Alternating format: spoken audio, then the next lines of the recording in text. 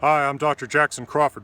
I'm a specialist in the Old Norse language, currently teaching at the University of California, Berkeley, previously at UCLA, and as of August 2017, happy to be returning home to the Rocky Mountains to teach at the University of Colorado Boulder.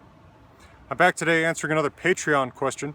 Patreon supporter Thiago Galesi asks whether, based on the Norse presence in Ireland, if there are Irish characteristics that show up in Norse language or myth. Well, in the language we certainly do see some influence. One of the most notable aspects is in personal names.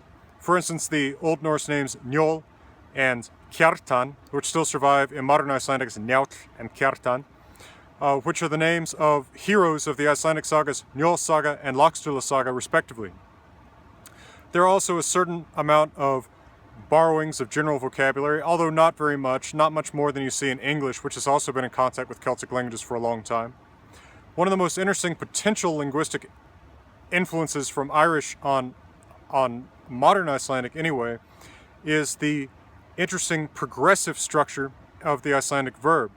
So in Icelandic as well as in English, unlike most other Germanic languages, there's a difference between the plain present tense of a verb, like I drive, and the progressive tense, I am driving.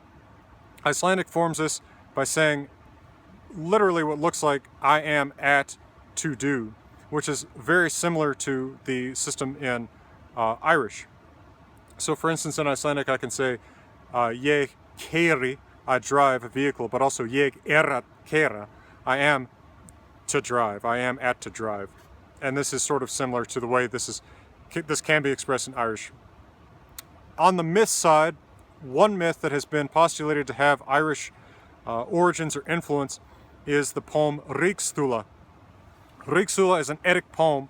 It is not actually in the Codex Regius with most of the poems of the Poetic Edda, although it is included in my contemporary English translation of the Poetic Edda. In the Ríkisþula, the god Heimdallr, who goes under the name Rígar, which appears to be a borrowing from the Old Irish word for king, sleeps with the progenitors of the different human classes, the poor, the middle class, and the upper class. Both the name that Heimdallr takes in this myth and certain aspects of the myth have been connected with Irish parallels, as have elements in the story of the hero Sigurd.